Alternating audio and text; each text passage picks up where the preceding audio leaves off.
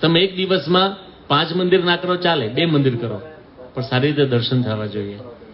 ઘણી વખત તો અમને તો બહુ અનુભવ છે, એટલે પરદેશથી હરિભક્તો આવે ને પછી કે સાંઈ યાત્રા જઈએ છીએ, ચિઠ્ઠી લખી આપો ને, એ સંતો લખી આપે. ક્યારે જવાના? બસ રાતે 3 વાગે નીકળવાના. શું જરૂર છે 3 વાગે નીકળવાની? એક તો અંધારું, ટ્રાફિક, અને પછી ત્યાં પહોંચે સવારના 6, 6:30 વાગે, અને આખી રાત ઊંઘ્યા ના હોય, પછી ત્યાં જઈને ઊંઘ આવે, અને માંડ દર્શન કરી બીજે ભાગે. એક દિવસમાં 4-5 મંદિર પતી જાય, એટલે પતાવવાના છે, દર્શન કરવાના છે, એ મંદિરનો લાભ લેવાનો છે, એ મંદિરનો ઇતિહાસ શું છે, એ મંદિરની દિવ્યતાને માણવાની છે, એ મંદિરમાં નિરખીને ઠાકોરજીના દર્શન હૃદયમાં ભરવાના છે.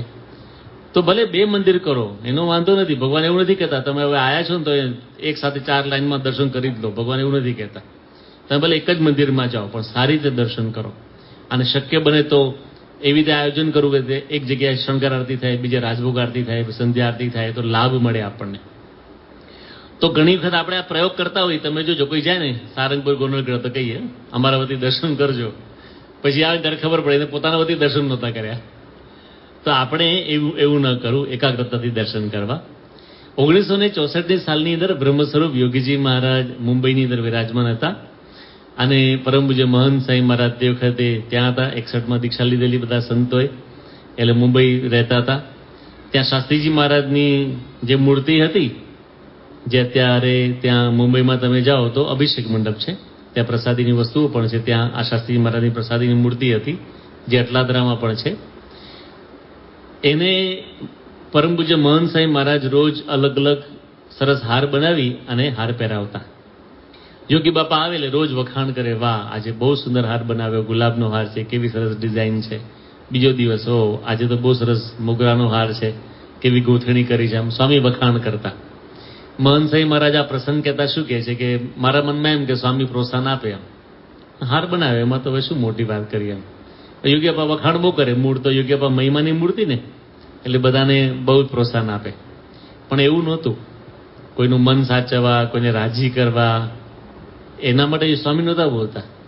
ક્યારે ખબર પડી? 7 દિવસ પૂરા થયા એટલે યોગી બાપાએ 7 દિવસના બધા જ હારનું વર્ણન કર્યું. સોમવારે આવો હાર હતો, મંગળવારે આવો હતો, બુધવારે આ ફૂલના હાર હતા. 7 દિવસનું વર્ણન કર્યું. ત્યારે ખબર પડી કે યોગી બાપા ખાલી વખાણ કરવા નથી બોલતા, એકાગ્રતાથી દર્શન કરે છે, યાદ રાખે છે. અને પરમ પૂજ્ય પ્રમુખ સાંઈ મહારાજના જીવનમાં પણ સંતોને આવો જ અનુભવ થયો. સ્વામી અટલાદરામાં આવ્યા હતા એકવાર, અને તે વખતે બ્રહ્મજીવન સ્વામી હતા, એ પૂજારીમાં હતા, અત્યારે ગોધરા મંદિરના કોઠારી છે. તો 7 દિવસ બાપાએ દર્શન કર્યા. રોજ અલગ અલગ ભગવાનને આમ દર્શન હોય, સારામાં સારા વાઘા કર્યા હોય. બાપા રોજ દર્શને આવે, રોજ ઠાકોરજીના વિવિધ વાઘાના શણગારના દર્શન કરે, પૂજારીને ખૂબ આવી રીતે પ્રોત્સાહન આપે. અને જ્યારે 7 દિવસના દર્શન બાપાએ કર્યા પછી પ્રમુખ સાંઈ મહારાજે પણ બ્રહ્મજીવન સ્વામીને બોલાવીને કહ્યું કે પૂજારી, આ 7 દિવસ બહુ સારા વાઘા પહેરાવ્યા. એમ કહીને સ્વામી વર્ણન કરવા લાગ્યા. સોમવારે કયા રંગના વાઘા હતા, મંગળવારે કયા રંગના વાઘા હતા, ક્યારે પાગ હતી, ક્યારે મુગટ હતો, ક્યારે છડી હતી. બાપા વર્ણન કરવા લાગ્યા. તો પ્રમુખ સાંઈ મહારાજ કેટલી એકાગ્રતાથી દર્શન કરતા ત્યારે ખ્યાલ આવે. આપણે તો આજે દર્શન કરીને ઘરે ગયા ને સવારે યાદ ના હોય, અને બાપા 7 દિવસના ભૂલી ગયા. તો એને કહેવાય એકાગ્રતા સાથેના દર્શન. સત્પુરુષો આપણને તેઓના જીવન ચરિત્રો દ્વારા આ વાત શીખવે છે.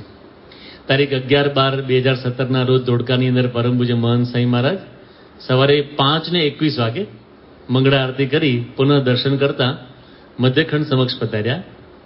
પૂજારી સંતને કંઈક બતાવવા લાગ્યા. અનુભવના આધારે એક સંતે કહ્યું કે મહારાજનો પાયજામો સરખો નથી, તે કરો. એટલે પૂજારી સંતે કર્યું, પણ સ્વામીશ્રી કંઈક બીજું બતાવી રહ્યા હતા. કોઈને એક્ઝેક્ટ પકડાયું નહીં, કારણ કે બાપા ધીમે ધીમે બોલે ને એટલા માટે. તો સ્વામીશ્રી જાતે અંદર પહોંચી ગયા. ગુણાતીતાનંદ સ્વામીના ડાબા ચરણના પાયજામાની બાંય મધ્યમાં કરી. પરફેક્શન અને પરાભક્તિ બંનેના એક સાથે દર્શન થયા. મહંત સાંઈ મહારાજ પણ દર્શન કરે ને, એટલી એકાગ્રતાથી દર્શન કરે ને, આમ પાયજામો જુએ, ડિઝાઇન જુએ, વાઘો જુએ, મુગટ જુએ, બધું જુએ. તો આપણે પણ એવી રીતે દર્શન કરવા. એનો મતલબ એમ નથી પૂજારીની ભૂલ કાઢવી હો, નહીં તો બધા કે સ્વામી કહીને ગયા છે. પૂજારી કે પૂજારી ખેસરખો કરો, આ મુગટ થોડો ત્રણ, એ બધું નહીં, સૂચન નહીં આપવાનું. પૂજારી બરાબર જ કરે છે બધે, એ પરફેક્શન વાળા જ હોય છે. અથવા સત્પુરુષો આપણને ક્યારેક સ્મૃતિ માટે પણ સૂચન આપે, પણ આપણે સૂચન ના આપવા, પણ આપણે નિરખીને દર્શન કરવા એ મુદ્દો છે. તો નિરખીને દર્શન કરવા કે કેવો ખેસ છે, કેવો પાયજામો છે, કેવી પાગ છે. તો યોગી બાપા હોય, પ્રમુખ સાંઈ મહારાજ હોય, મહંત સાંઈ મહારાજ હોય, બધાના જીવન ચરિત્રોની અંદર તમે વાંચો તો આવા પ્રસંગો અઢળક મળશે કે તેઓ કેટલી એકાગ્રતાથી દર્શન કરે છે. તેઓ આપણને આ શીખવાડે છે. તેઓ તો ભગવાનના સાક્ષાત્કારવાળા છે. તેઓ સૂઈ જાય તો એ એમને ભગવાનનો સાક્ષાત્કાર હોય છે. સ્વપ્ન પણ ભગવાનના આવે, જાગ્રતમાં એ ભગવાનનું ભજન હોય. છતાં જ્યારે દર્શન કરવા જાય ત્યારે આટલી એકાગ્રતાથી તેઓ દર્શન કરે છે. તેઓ આપણને આ શીખવે છે. હવે આપણે એક્સરસાઇઝ કરીએ આટલું સાંભળ્યા પછી. આ દર્શન કરીએ એકાગ્રતાથી. દિલ્હીના ઘનશ્યામ મહારાજ છે, ખૂબ રમણીય મૂર્તિ છે. પ્રમુખ સાંઈ મહારાજને પણ બહુ આ મૂર્તિ ગમતી હતી. સત્પુરુષને તો ભગવાનના બધા સ્વરૂપો ગમતા હોય, પણ અમુક મૂર્તિઓ વિશેષ બાપા દર્શન કરતા.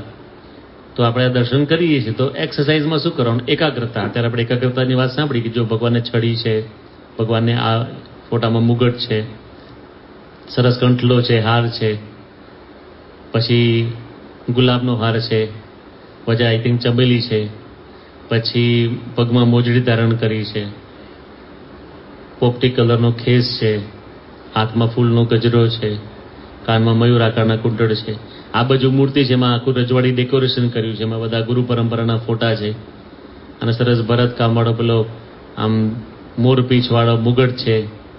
ગળાની અંદર 4 મોતીની શેરવાળો હાર છે. તો આવી રીતે આપણે અલગ અલગ જ્યારે દર્શન કરીએ ત્યારે હું સ્મરણ કરી તો એકાગ્રતા આપણી રહે. હવે બીજો પ્રકાર મહારાજે બીજી રીતે આપણને બતાવી દર્શન કેવી રીતે કરવા. મને સહિત દર્શન કરવા. મને સહિત વચના સારંગપુરનું 5મું. હવે આ શબ્દો છે ને બહુ ધ્યાનથી વાંચવા જેવા છે.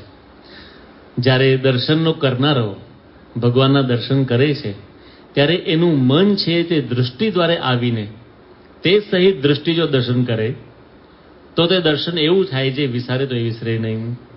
જેમ અજ્ઞાની જીવ હોય તેણે મને સહવર્તમાન જે પંચ જ્ઞાનેન્દ્રિયો તેને કરીને જે વિષય ભોગવ્યા હોય તે વિસારે તો એ વિસરે નહીં. એવી રીતે ભગવાનનું પણ મને સહવર્તમાન જે દર્શનાદિક કરે છે તેને જ દર્શનાદિક જાણવું.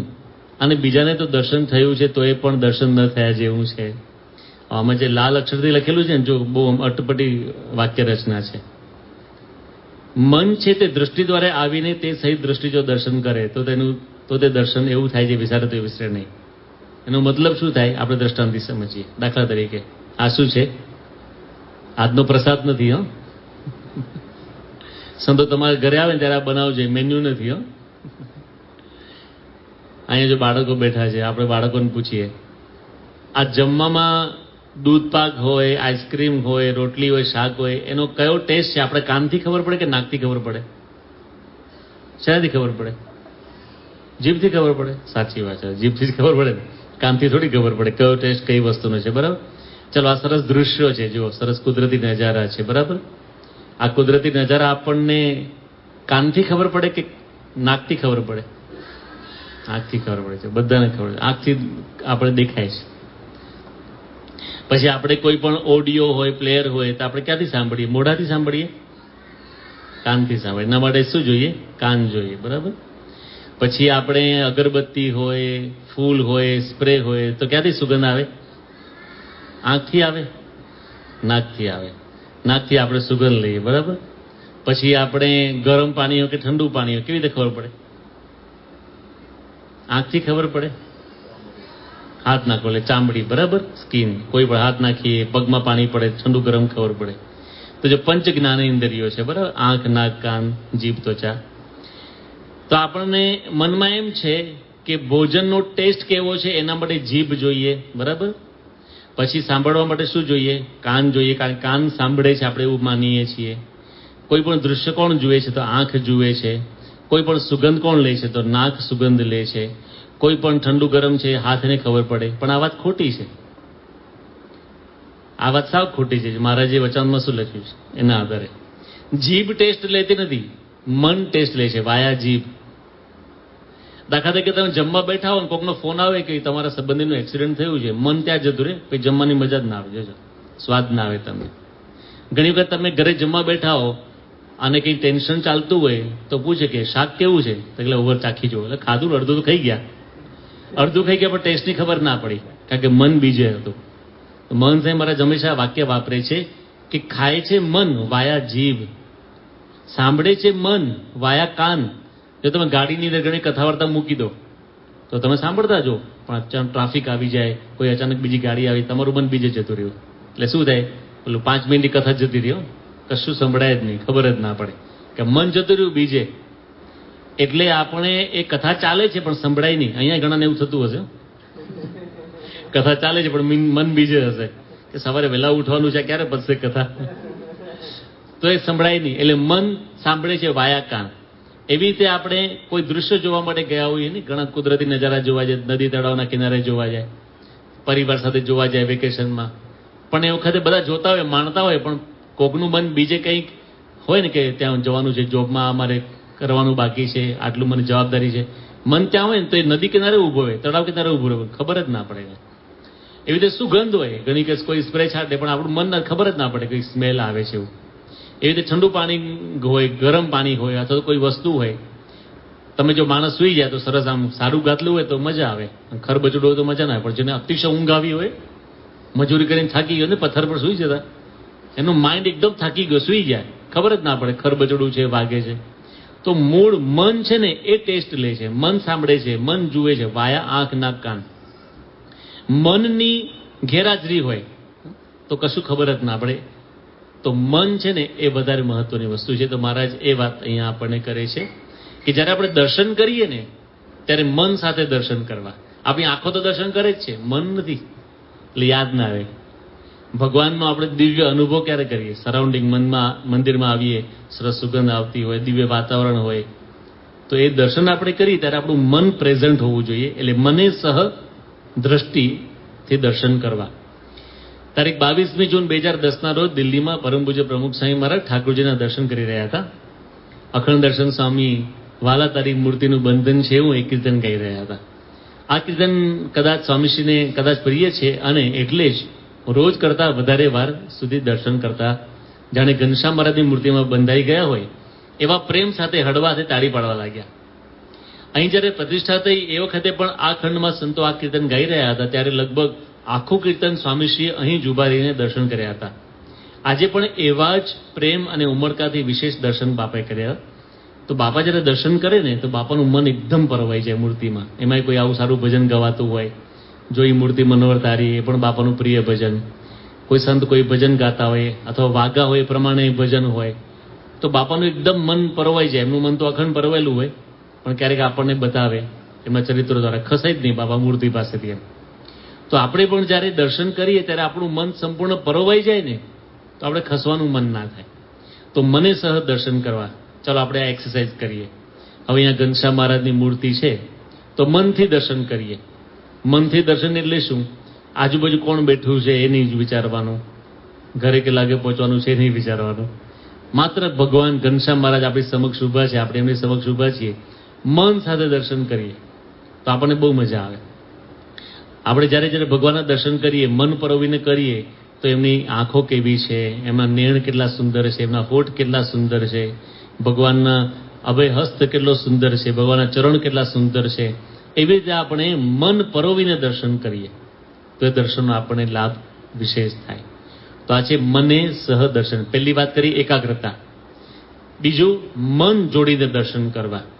ત્રીજી વાત ભગવાન કરે છે કે દૃષ્ટિ પલટાવીને દર્શન કરવા. સારંગપુરના બીજામાં મહારાજ કહે છે એક દ્રષ્ટિએ કરીને મૂર્તિને જોતે જવું અને દૃષ્ટિ પલટીને અંતરમાં તેવી ને તેવી મૂર્તિ ઉતારવી. જેમ ધર્મપુરમાં કુશળ કુંવરબાઈ હતા તે અમારા દર્શન કરતા જતા હતા અને દૃષ્ટિ પલટાવીને મૂર્તિને અંતરમાં ઉતારતા, તેમ દર્શન તો મને યુક્ત દૃષ્ટિને એકાગ્ર રાખીને કરવા, પણ જેમ બીજા દર્શન કરે છે તેમ ન કરવા. હવે અહીંયા મારે જે દૃષ્ટિ પલટાવીને વાત કરી, દૃષ્ટિ પલટાવીને દર્શન કરવાનો મતલબ શું થાય? આમ તો આપણે વચનામૃત વાંચીએ તો આપણને ખ્યાલ આવે કે જ્યારે સમર્પણની વાત આવી તો મહારાજે લોયાના ત્રીજા વચનામૃતમાં ઘણા હરિભક્તોના સમર્પણને યાદ કર્યા નામ સાથે. જ્યારે ભક્તિની વાત આવી ત્યારે પણ મહારાજે પરોક્ષના અને મહારાજના વખતના ઘણા ભક્તો સંતોને યાદ કર્યા ભક્તિ માટે. આશરાની વાત આવી ત્યારે પણ મહારાજે ઘણાને યાદ કર્યા, પણ દર્શન માટે એક જ હરિભક્તને દર્શન યાદ કર્યા મહારાજે, એ ધરમપુરના કુશળ કુંવરબાઈ. અત્યારે અમે ધરમપુરથી આવ્યા છીએ આજે. તો ધરમપુરની અંદર આ ધરમપુર સ્ટેટ હતું, ત્યાં કુશળ કુંવરબા રહેતા હતા. એમના પતિ ધામમાં ગયા હતા, એટલે રાજરાણી પોતે હતા, નાનો દીકરો હતો, એટલે રાણી પોતે રાજ સંભાળતા. અને અત્યારે આ સુંદર મંદિર ત્યાં થયું છે, અત્યંત ભવ્ય શિખરબદ્ધ જેવું મંદિર ત્યાં થયું છે. આ કુશળ કુંવરબાઈ જે મહારાજના જીવન ચરિત્રમાં પ્રસંગ આવે છે. હવે કેવી રીતે દર્શન કરતા, તો મહારાજની રીત બતાવી. કુશળ કુંવરબાઈએ મહારાજને પ્રશ્ન પૂછ્યો, મહારાજ તમે ક્યાંથી આવ્યા? મહારાજે કહ્યું અંદરદેશથી. તમારા કોઠારી સાહેબ નામ છે ને, અંદરદેશ સ્વામી. અંદરદેશ એટલે અક્ષરધામ, જેવું નિર્દેશ ન કરી શકાય, અનિર્દેશ. તો મહારાજ કે અંદરદેશથી. એટલે કુશળ કુંવરબાઈએ પછી પ્રશ્નો પૂછ્યા, અંદરદેશ એટલે શું? એ પછી મહારાજે ફિલોસોફિકલ લેંગ્વેજમાં જવાબ આપ્યો, પૃથ્વી, જળ, તેજ, વાયુ, આકાશ વગેરે. પણ મૂળ મહારાજને પ્રશ્ન પૂછવાનું કારણ એટલું હતું કે મહારાજ વધારે સામે બેસે, પછી મહારાજના દર્શન કરે, પછી આંખો બંધ કરે, એટલે મહારાજની આંખો યાદ કરે, મહારાજની આંખો કેવી છે. પછી મહારાજના દર્શન કરે, પછી મહારાજના કાન જુએ, પછી મન આંખ બંધ કરી દે, કાનના દર્શન કરે. મનમાં કાન દેખાય છે, પછી ભગવાનના હોઠ જુએ, ભગવાનના સુંદર વસ્ત્રો જુએ, પછી આંખ બંધ કરી દે, એ દૃષ્ટિ પલટાવીને કે જો હું જોઉં છું એમાં અંદર દેખાય છે. તો અહીંયા જ પ્રેક્ટિસ કરવાની. અહીંથી બહાર નીકળ્યા પછી યાદ ના આવે તો પાછું ભાઈ ક્યાં અંદર આવું? એટલે પહેલા અહીંયા આવ્યા પછી દર્શન એવી રીતે કરે. તો એને આપણે એક દ્રષ્ટાંતિ સમજીએ, જેમાં સ્કેનર છે. એ સ્કેનરમાં તમે કોઈ પણ ડોક્યુમેન્ટ મૂકો તો આખું સ્કેન કરે, કોઈ ફોટો મૂકો તો સ્કેન કરે, ભાઈ ક્યાં આવે? કોમ્પ્યુટરના સ્ક્રીન પર આવે. એવી રીતે આપણી જે આંખો છે ને, એનેથી આપણે મૂર્તિને સ્કેન કરવાની, આખી ઉપરથી નીચે અથવા નીચેથી ઉપર આખી સ્કેન કરવાની. પછી આપણે મનમાં જોવાનું કે મનમાં એ મૂર્તિ દેખાય છે, આપણા હૃદયમાં ભગવાન દેખાય છે, એ આપણે પ્રયત્ન કરવાનો. અને આ તો કુશળ કુંવરબાઈની વાત કરી. આપણે ભૂપેન્દ્રભાઈ આદ્રોજા હરિભક્ત છે વડોદરાની અંદર, તેઓએ આવો એક પોતે આવી એક આદત પાડી છે. એમણે આ પ્રસંગ સાંભળ્યા પછી એમણે એક આદત પાડી છે. તો તેઓને તમે અઠવાડિયા પહેલાનું દર્શન પૂછો ને તો એમને ખબર હોય. તેઓ મંદિરમાં જાય ને તો આવી રીતે દર્શન કરે, આમ ચરણથી આખા દર્શન કરે. મહારાજે ઝાંઝર પહેર્યા, આવા કલરનો પાયજામો છે, આવી પાક છે, આખું દર્શન કરે, ભાઈ ઉપરથી નીચે. પછી મધ્યખંડમાં જાય, ઘનશ્યામ મહારાજમાં જાય, હરિકૃષ્ણ મહારાજમાં. પોણો કલાક થાય દર્શન કરતા એને. પણ ઘરે જઈને તમે રાત્રે પૂછો ને, તમે શયનાર્થીમાં આપણે ગયા હોય શયનાર્થી પહેલા, અને પછી તમે વાગા હોય ને તમે ફોન કરો, ભૂપેન્દ્ર આજે સવારે દર્શન આવ્યા હતા કે આવ્યો હતો? કેટલા વાગે? 7:30 8 વાગે. ચાલો દર્શન બોલો. ત્યાં ઘરે બેઠા બેઠા જે વર્ણન કરે ને તમારી મૂર્તિની સામે હોય, તો એને યાદ રહે. એટલું ને અઠવાડિયા પહેલા યાદ રહે. દિવાળીમાં કયા વાઘા પહેરાવ્યા હતા, ગયા પૂનમે કેવા વાઘા હતા, કારણ કે દૃષ્ટિ પલટાવીને દર્શન કરે છે. તો આજે હરિભક્તો પણ એવા છે, ખાલી મહારાજના વખતમાં નહોતા, પણ આવા છે હરિભક્તો.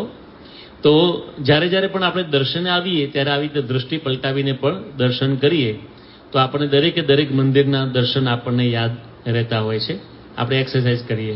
દાખલા તરીકે આપણે આ મૂર્તિના દર્શન કર્યા હોય તો મહારાજની પાક કયા કલરની છે? સ્કાય બ્લુ છે, બરાબર, ફિરોજી કલરની છે, ડાર્ક સ્કાય બ્લુ છે. પછી આંખ બંધ કરવાની કે મને પાક દેખાય છે.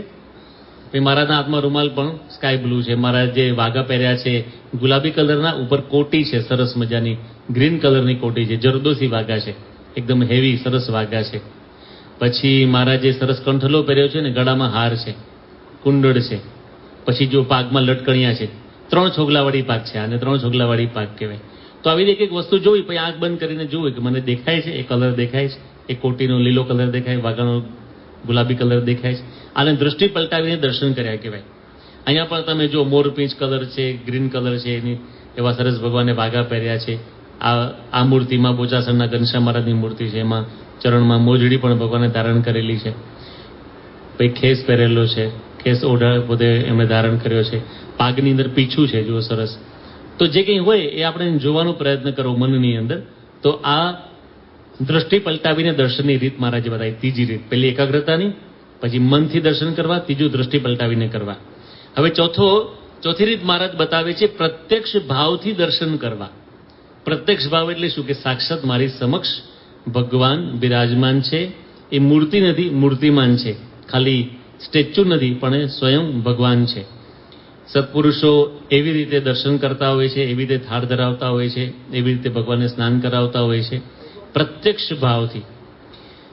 આની વાત મહારાજે પ્રથમ 68માં કરી, પ્રત્યક્ષ ભાવની. મહારાજ કહે છે, ભગવાને તો શ્રીમુખે એમ કહ્યું છે, જે મારી 8 પ્રકારની જે પ્રતિમા તથા જે સંત તેને વિશે હું અખંડ નિવાસ કરીને રહું છું, તે મૂર્તિને જે ભગવાનનો ભક્ત પૂજતો હોય ત્યારે જેમ પ્રત્યક્ષ ભગવાન વિરાજતા હોય અને તેની મર્યાદા રાખે, તેમ તે મૂર્તિની પણ રાખવી જોઈએ.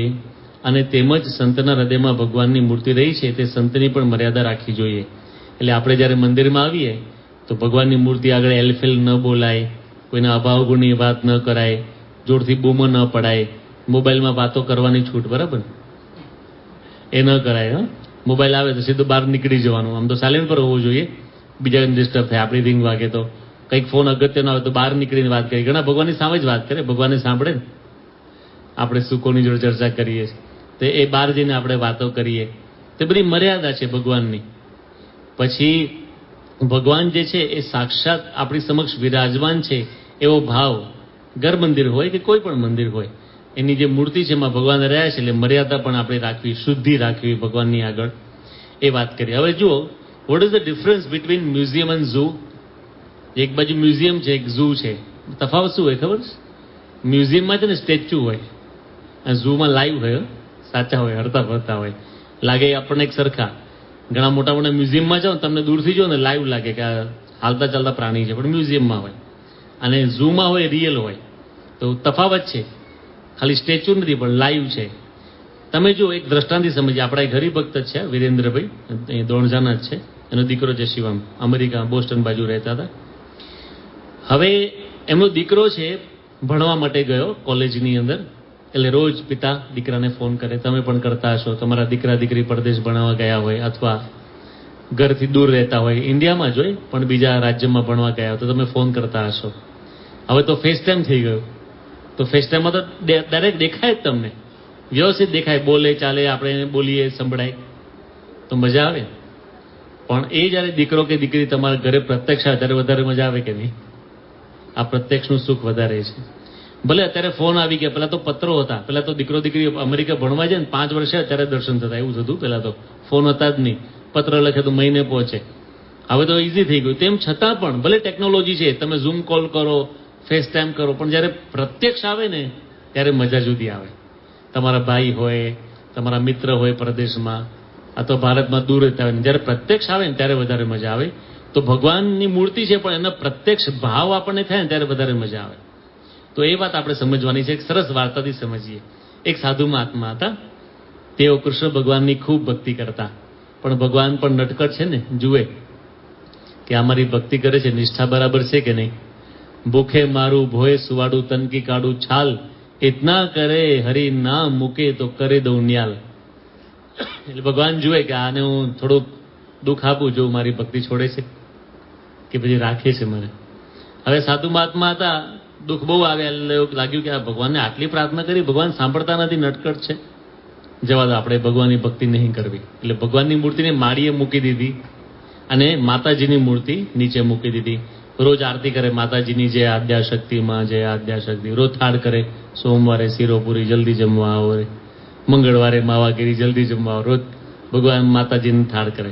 હવે એકવાર આવી રીતે ધૂપ દીપ કરતા હતા તો અગરબત્તીનો ધુમાડો હંમેશા ઉપર જાય. ઉપર શું હતું? કૃષ્ણ ભગવાનની મૂર્તિ મૂકી દીધી હતી એમને. તો જોયું કે આ તો ભગવાન સુગંધ લે છે. મેં અગરબત્તી ધૂપ દીપ કર્યા છે માતાજીને, અને સુગંધ તો ઉપર ભગવાન કૃષ્ણ લે છે. એ છે ના સુગંધ લે, તે મૂર્તિ નીચે ઉતારી. આ રૂના 2 પોમડા લીધા કે ભગવાનનું નાક બંધ કરી દઉં. તેમ નાક બંધ કરવા ગયા તો ભગવાન મૂર્તિમાંથી સાક્ષાત બહાર નીકળ્યા, પ્રત્યક્ષ. અને કહ્યું, માંગો માંગો સાધુરામ, જે જોઈએ તમને આપું. પેલા કે શું માંગવાની વાત કરો છો? આ 15-20 વર્ષ ભક્તિ કરી, એક વખત પ્રગટ થયા. આ તમને છોડીને માતાજીની ભક્તિ કરી પ્રગટ થવું પડ્યું. પેલા કહે છે એવું નથી, તમે મારી આટલા વર્ષો સુધી ભક્તિ કરી પણ પ્રત્યક્ષ ભાવ નહોતો. આજે તમને મારી મૂર્તિમાં પ્રત્યક્ષ ભાવ પ્રગટ્યો કે ભગવાન સુગંધ લે છે. ક્યાં સુધી? મારી મૂર્તિ નીચે ઉતારીને મારા નાક બંધ કરવા તૈયાર થઈ ગયા તમે. આવો પ્રત્યક્ષ ભાવ પહેલા આવી ગયો તો હું પહેલા દાડે પ્રગટ થઈ ગયો હોત. ભગવાન તો મૂર્તિમાં પ્રગટ છે જ, પરંતુ પ્રત્યક્ષ ભાવ હૃદયમાં લાવવાનો છે.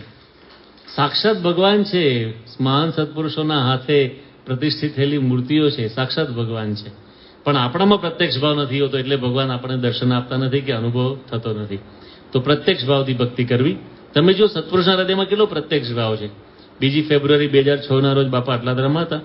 યજ્ઞ વિધિનો પ્રારંભ થઈ ગયો હતો અને મહારાજને થાળ ધરાવવાનો સમય થયો, એટલે મુખવાસમાં એલચી આખી હતી. આ જોઈને પ્રમુખ સાંઈ મહારાજે તરત જ વ્યવસ્થાપક સંતોને કહ્યું, મહારાજ આવી આખી એલચી જમે કઈ રીતે? દાણા ફોલવા જોઈએ ને. સ્વામીશ્રી તાત્કાલિક એલચી ફોલાવી પછી ઠાકોરજીને મુખવાસ ધરાયો. આ પ્રત્યક્ષ ભાવ.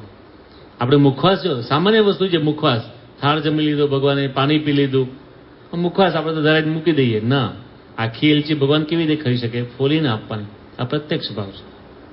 પ્રમુખ સાંઈ મહારાજ તારીખ 1 ફેબ્રુઆરી 1986 સારંગપુરમાં બિરાજમાન હતા. તો ઠાકોરજીના દર્શને પધાર્યા. ઠાકોરજીને લબડતી શાલ ઓઢાડેલી હતી. સ્વામી કહે, ઠાકોરજીને આવી લબડતી શાલ ન ઓઢાડવી, એમાં ઠંડી શું હરાય? આપણે જેવી રીતે ઓઢીએ છીએ તે જ રીતે ઓઢાડવી, જાતે ઊભા રહીને સરખી કરાવી. 1 ફેબ્રુઆરી ઠંડીનો સમય હોય, એમાં સારંગપુર કાઠિયાવાડમાં ઠંડી એકદમ હોય. એટલે બાપા કે આમ ખાલી લબડતી શાલ નહીં, ડેકોરેશન નથી, ડિવોશન છે. તો ભગવાનને ઓઢાડો વ્યવસ્થિત, જેથી ઠંડી હરાય. આ પ્રત્યક્ષ ભાવ. ભગવાનને ઠંડી લાગે છે, ભગવાનને ગરમી લાગે છે. આ પ્રત્યક્ષ ભાવ. બોચાસણનો પ્રસંગ આપણે જાણીએ છીએ કે સ્વામી ત્યાં હતા અને ઘણા બધા સંતો વિચરણમાં હતા. પેલા આટલા શિખરબદ્ધ મંદિરો નહોતા, એટલે સંતો હરિકૃષ્ણ મહારાજ જાતે ગામડે ફેરવતા. પછી મંદિરમાં ઉત્સવ હોય એટલે પૂજારીને આપે, એટલે ઉત્સવ દરમિયાન પૂજારી બધા ભગવાનને જગાડે પોડાડે થાળ ધરાવે. એમાં એક પલંગ હતો, રોજ એક ઠાકોરજી સુઈ જતા હતા. હવે 5 ઠાકોરજી ભેગા થઈ ગયા, એક જ પલંગમાં સુવડાવી દીધા પૂજારીએ. તો બધા સંતો તો રાજી થયા કે આ તો બહુ સારું, રોજ એક ભગવાનના દર્શન થતા હતા, આજે બધાના. પણ સ્વામી બાપા એને શું કહ્યું? સ્વામી કે એક સાથે બધાને લગોલગ સુવડાવ્યા છે, રાત્રે પડખું ફેરવતા કેવી રીતે ફાવશે? આ પ્રત્યક્ષ ભાવ. જેમ આપણે પડખું નથી ફેરવતા, રાત્રે સુઈ જઈએ તો ડાબે જમણે પડખે ફેરવી હતી ને. ઘણા તો સવારે ઉઠે ને નીચે હોય છે, પડી જાય નીચે. એક ભાઈ મળ્યા હતા, વાંકા ચાલતા. મેં કહ્યું શું થયું? મેં કે પલંગ પરથી પડી ગયો રાત્રે. આટલા બધા પડખા ફેરવવાના ના હોય પાછા. પણ આપણે પડખું ફેરવીએ છીએ ને, ઊંઘ ના આવે તો પડખા ફેરવીએ આપણે. તો ભગવાન પડખું ફેરવે છે. આ પ્રત્યક્ષ ભાવ છે. સાઉથ આફ્રિકામાં બાપાએ હરિકૃષ્ણ મહારાજને સમુદ્ર સ્નાન કરાવ્યું. પછી ઓઢવાનો સમય થઈ ગયો એટલે બાપાએ હરિકૃષ્ણ મહારાજને ઉતારે મોકલી દીધા. પણ બાપાએ તરત પાછળ યુવક મોકલ્યા કે સંતોને કહેજો કે ભગવાન સમુદ્રના ખારા જળમાં નાયા છે તો શરીરમાં ચિકાસ થઈ ગઈ હશે, ખંજવાળ આવશે, એટલે ચોખ્ખા પાણી સ્નાન કરીને પછી પોઢાડજો. સંતોએ પોઢાડી દીધા હતા. પછી પાછા પ્રાર્થના કરીને જગાડ્યા, શુદ્ધ પાણી સ્નાન કરી પછી પોઢાડ્યા. આ પ્રત્યક્ષ ભાવ. ભગવાનને ખંજવાળ આવશે. તો કેટલો પ્રત્યક્ષ ભાવ છે. પરમ પૂજ્ય મહંત સાંઈ મહારાજ તારીખ 2/11/2020 રોજ નિમપુરમાં હતા. અને પ્રસંગ એવો બન્યો કે બાપા રાતના 2 વાગે ઉઠી ગયા. અને મહંત સાંઈ મહારાજ કે ઠંડી લાગે છે, રજઈ ઓઢાડો. એટલે રજઈ ઓઢાડી. પછી બાપા કે ઠાકોરજીને પણ લાગતી હશે ને ઠંડી? આપણને લાગે તો ભગવાનને પણ લાગતી છે. યથા દેહ તથા દેવે. તો સેવક સંતોએ વાત કરી, સ્વામી સંતચરી સ્વામી છે ઠાકોરજીની સેવામાં, એને બરાબર ઢાંકીને વ્યવસ્થિત પોઢાડેલા છે. સ્વામી કે તો સાંજે 8-8:30 પોઢાડેલા, રાતના 2 વાગ્યા છે, રાતે ઠાર પડે ને. તો સ્વામી કે અત્યારે ઠંડી વધી છે તો જગાડો એમને. કે સ્વામી તો સુઈ ગયા. સંતોને એમ કે બાપા કે ચાલશે એમ. સ્વામી કે સુઈ ગયા તો જગાડો. સંચરી સ્વામીને જગાડો અને કહો કે પોઢાડી આવે. તો પછી જગાડ્યા અને પછી ભગવાનને પાછું એક બ્લેન્કેટ ઓઢાડ્યું. એ બાપાને સમાચાર આપ્યા. પછી બાપા આરામમાં ગયા. મને ઠંડી લાગે, મારા ભગવાનને પણ ઠંડી લાગે. આ પ્રત્યક્ષ ભાવ. એવી રીતે બાપા છે ને ટોરન્ટોની અંદર હતા 20/6/2023 રોજ. અને મહંત સાંઈ મહારાજ પોતે ગોલ્ફ કાર્ટની અંદર બેસીને મંદિરે જવાના હતા, સભા મંડપમાં જવાના હતા. તો બાપાની અનુકૂળ ટેમ્પરેચર પેલી ગોલ્ફ કાર હોય ને એમાં કરે. તો બાપા આવ્યા એના થોડા સમય પહેલા ટેમ્પરેચર ચાલુ કરી દીધું, ગરમ ગરમ બહુ થઈ ગયું હતું. જેવા બાપા બેઠા ને સ્વામી કે ભગવાનને બહુ ગરમી લાગશે. સ્વામીને એમ કે આગળ જે છે ને સીટ ત્યાં ભગવાનને બેસાડતા હોય. તો સંતો કે બાપા ભગવાનને અહીંયા નથી બેસાડે કારણ કે ગરમ થઈ ગયું ને, બીજી સારી ગાડીમાં આપણે આગળ મોકલી દીધા છે. કે તો બરાબર, બાકી ભગવાનને ગરમી બહુ લાગે. તો મને ગરમી લાગે તો મારા ઠાકોરજીને લાગશે, મને ઠંડી લાગે ભગવાનને લાગશે. આ પ્રત્યક્ષ ભાવ. નહીં ઘણાના ઘર મંદિરની અંદર પોતે એસીમાં સુઈ જાય, ભગવાન આગળ પંખો ના હોય. એ પ્રત્યક્ષ ભાવ ના કહેવાય. આપણે 3 ટાઈમ જમતા હોય, ભગવાન એક ટાઈમ સરખો થાળ ના થાય, તે પ્રત્યક્ષ ભાવ ના કહેવાય. આપણે 3 ટાઈમ જમીએ, ભગવાન ધરાઈને જમવું. આપણે ઠંડક જોઈએ તો ભગવાનને ઠંડક રાખવી. તો એ પ્રત્યક્ષ ભાવ છે. એવી રીતે દર્શન કરવા